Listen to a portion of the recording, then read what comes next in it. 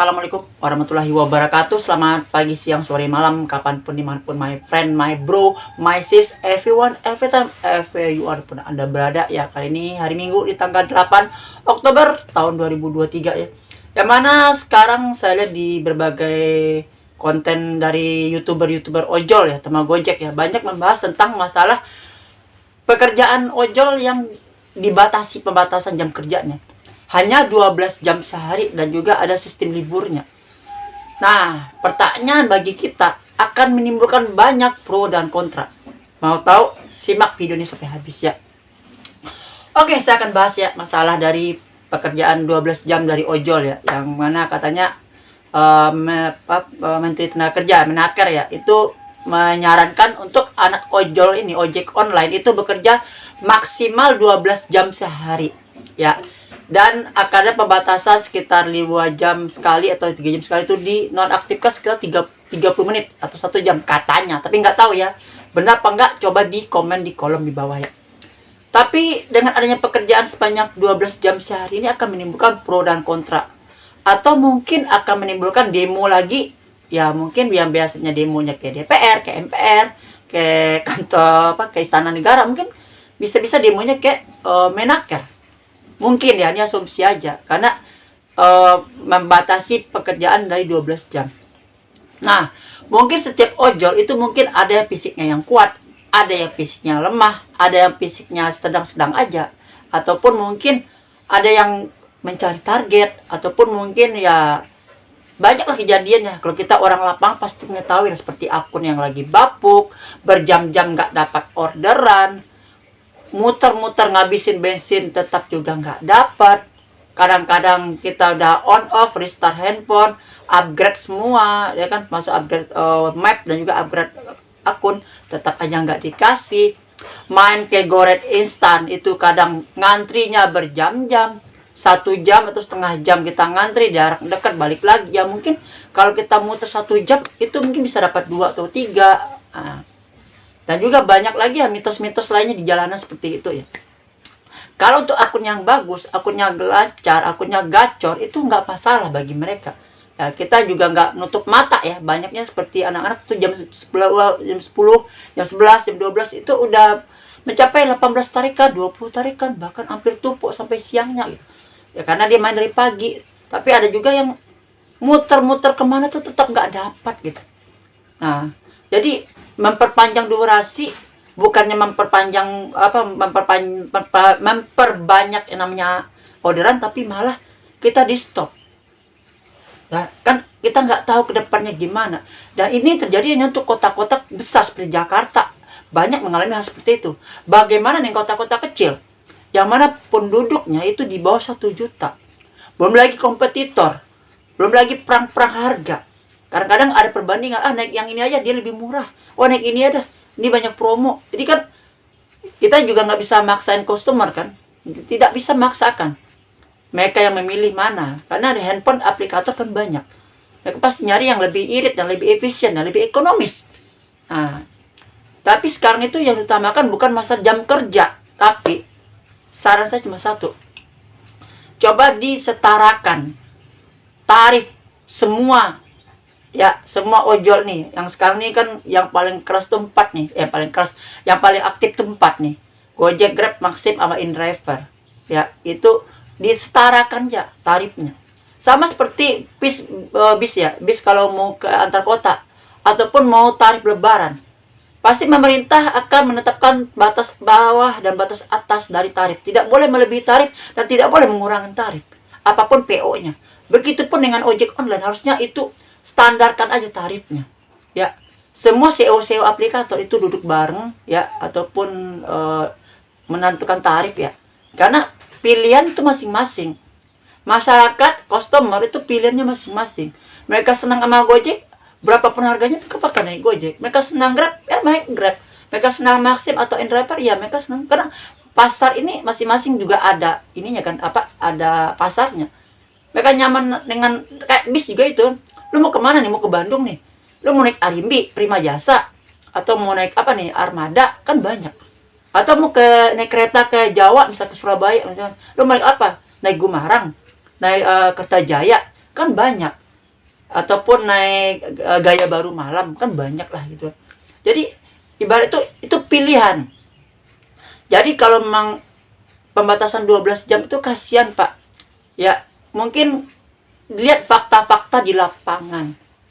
Banyak teman-teman kita atau dari orang luar Jakarta daerah itu menyedihkan. Kadang sehari cuma dapat 2, dapat 3, ya ongkosnya tuh udah kadang-kadang 15.000 bagi kita ya, tapi kita tuh cuma 10.000, ada potongan 2.000 jasa aplikator, 13.000 dipotong lagi 20%. Belum lagi bensin, muter bensin habis. Kadang-kadang buat duit berapa. Ada lagi yang pakai motor listrik mereka harus cari setoran dulu, ya setoran dulu untuk bayar sewa hariannya, baru bisa dia nyari yang lain buat diri pribadi. Tapi kalau nggak dapat gimana, itu kita harus pikirkan ya. Untuk Jakarta aja, yang penduduk Jakarta yang konon katanya itu bertambah setiap pagi itu 1 juta sampai 2 juta ya, karena warga Bodetabek ya yang datang ke Jakarta ya, seperti stasiun, halte busway atau terminal, itu adalah duit bagi para ojol-ojol untuk mengantarkan dari tempat pemberhentian seperti stasiun, halte busway ataupun di terminal ke kantor. Dan sorenya mereka balik ke arah lagi. Nah, nyarilah kawasan-kawasan strategis seperti di perkantoran. Nah, itu pada pulang kerja balik lagi. Nah, seperti itu. Tapi untuk kota-kota kecil, Pak, yang mungkin jumlah penduduknya itu nggak sampai 1 juta. Bahkan kalau kita lagi live di media sosial, lagi streaming, itu banyak komentar-komentar atau chat-chat yang mengeluh lah gitu. Tapi ujung-ujungnya bilangnya saya mengeluh. Saya bukan mengeluh. Saya hanya untuk menyuarakan, mewakili keluhan-keluhan dari anak-anak di lapangan. Belum lagi kompetitor. Intinya ini aja.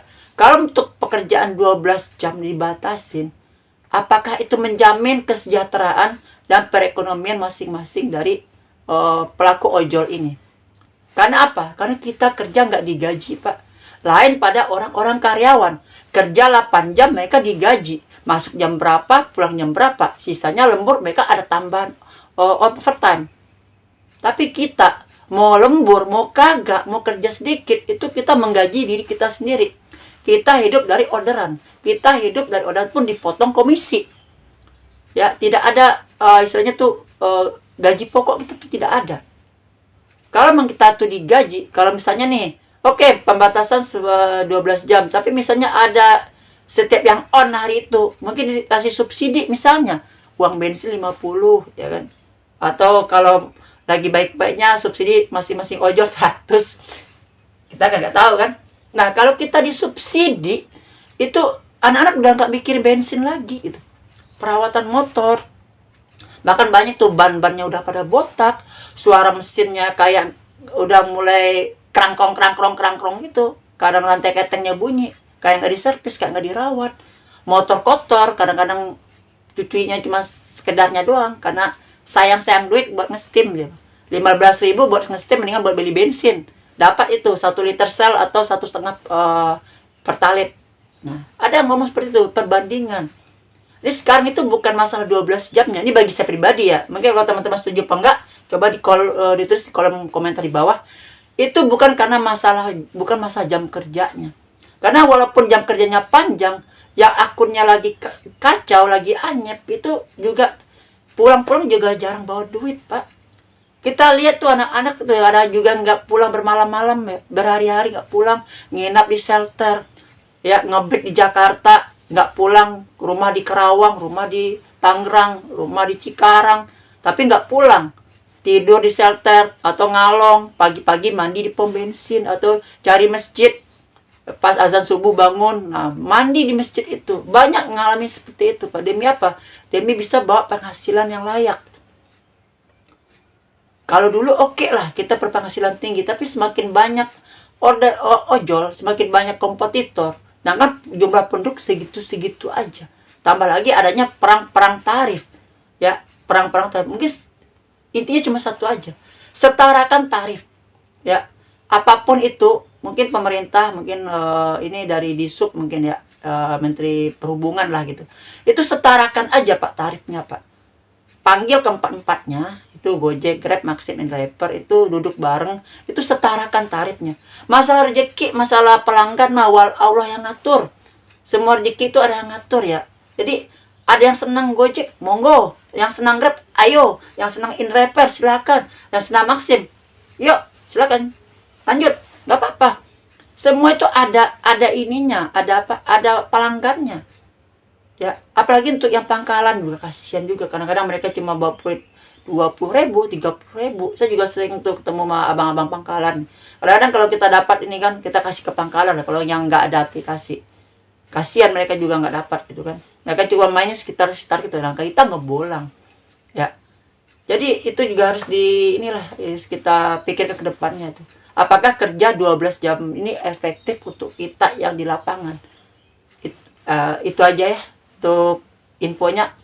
Dan juga untuk kritik, saran, komentar silakan ditulis di bawah, nanti akan saya bahas. Dan juga kalau video ini bermanfaat ya bisa di-share ya atau dibagikan ke teman-teman yang lain. Dan juga mohon maaf mungkin ada salah-salah kata ya dari pengucapan dari awal. Dan juga terima kasih yang udah menonton. Assalamualaikum warahmatullahi wabarakatuh. Sampai pagi, siang, sore, malam, kapanpun, dimanapun, my friend, my bro, my sis, everyone, every time, everywhere you are, dimanapun Anda berada. Hari Minggu, 8 Oktober 2023. Salam satu aspal.